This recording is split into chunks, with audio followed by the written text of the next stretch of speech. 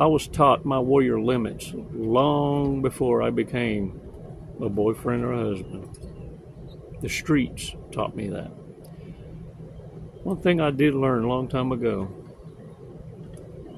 is that I learned more from the streets than I did my own parent.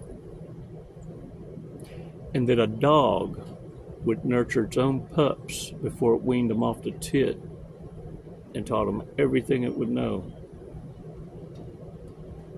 How much more a human who has the capacity of thought,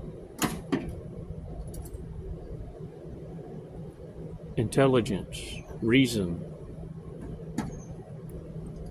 how much do you got to hate yourself and life and God to not nurture life?